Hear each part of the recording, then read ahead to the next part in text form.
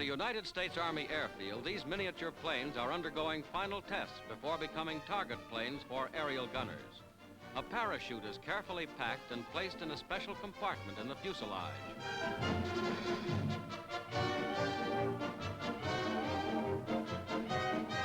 Now the completely assembled planes are ready to take the air from the catapult launching ramp.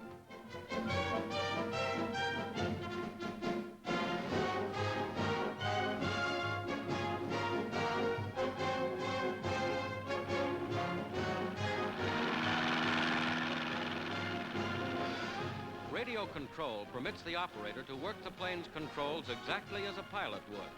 Air gunners pour bullets at the miniature plane.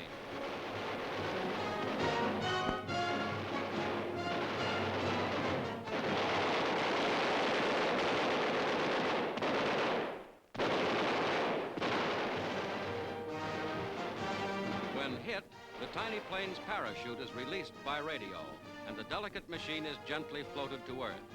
Through training techniques such as this, American gunners became the nemesis of Japanese suicide attackers.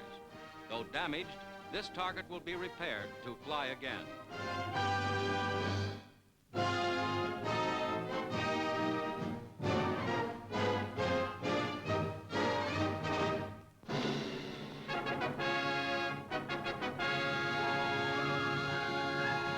Gyeongsang, capital city of Korea. For more than a generation, an unwilling subject of the Japanese Empire. Now, troops of the United States 7th Infantry Division enter the city, and the populace rejoices.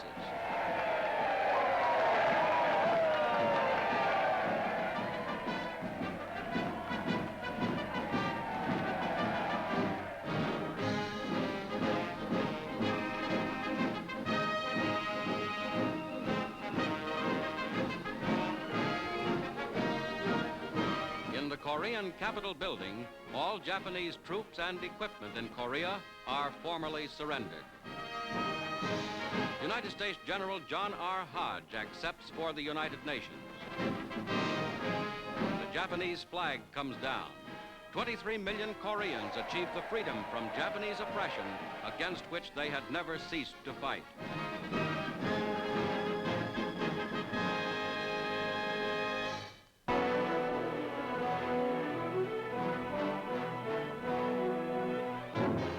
Marine Tojo, Japan's war premier, lies near death in Yokohama.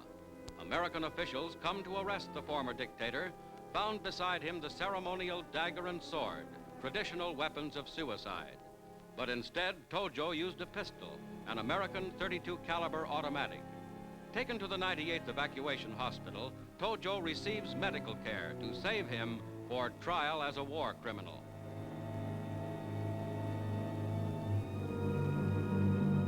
An American sergeant, veteran of New Guinea, volunteers a pint of his blood so that Tojo may be held for trial as one of the war's arch criminals. 3 previous plasma transfusions had failed, but today Tojo is on the way to recovery. Scorned by his countrymen for bungling his suicide, hated by free people all over the world, Tojo can look forward only to stern United Nations justice.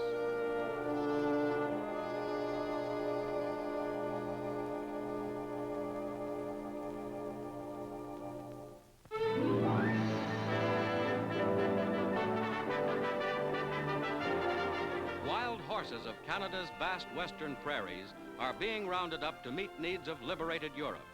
Of the 200,000 animals roaming free in this great area, many will be shipped abroad to replace war losses in the war-torn areas. This herd, 1,000 strong, heads for the corral.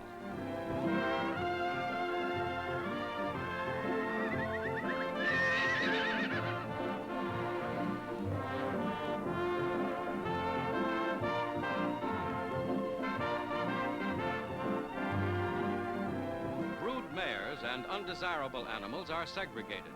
Most of the remainder will be included in this shipment for Belgium.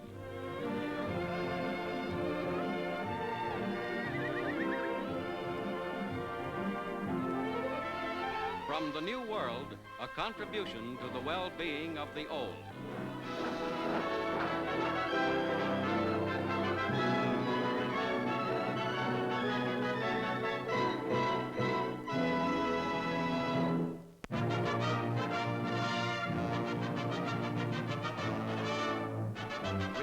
Washington is American Ambassador Braden, outspoken opponent of Argentina's military dictatorship, now named Assistant Secretary of State.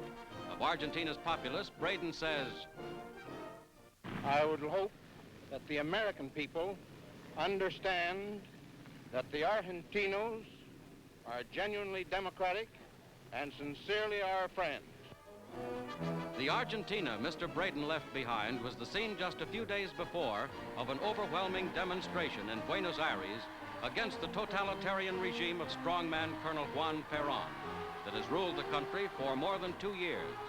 Basta, enough, was the theme of this Liberty Day, as 500,000 men and women of all classes and political parties linked arms to defy Peron's official warning and call for free elections and a democratic Argentina.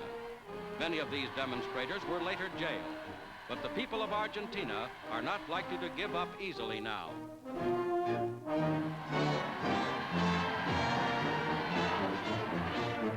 Colonel Peron and President Farrell, Argentina's military bosses, have suppressed freedom of speech and continued to imitate fascist techniques despite the growing antagonism of Argentina's people. Only their goose-stepping army still supports them.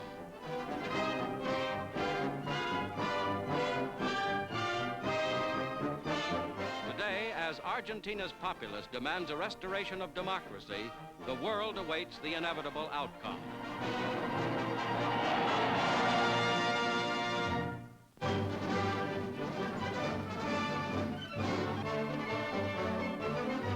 Into New York Harbor comes a prize of war, the luxury liner Europa. Once the pride of Germany, she is now a United States troop transport ship.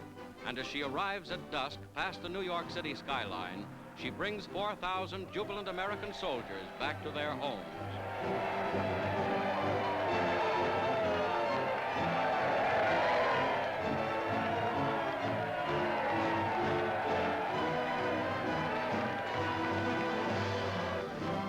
A federal marshal takes over the 50,000-ton Europa. She is now to fly the Stars and Stripes and to carry many another veteran back from war.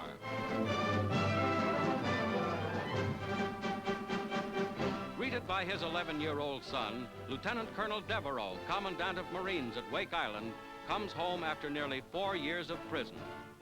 During that time, the colonel's wife and mother had died.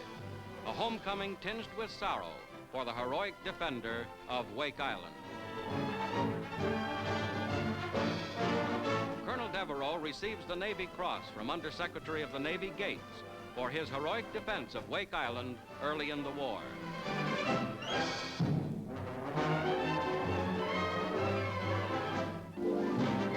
At San Francisco, anxious relatives press forward. Big transports are flying in 80 United States servicemen freed from Japanese prisons. Years of hardship and bad treatment in confinement are now at an end for these men.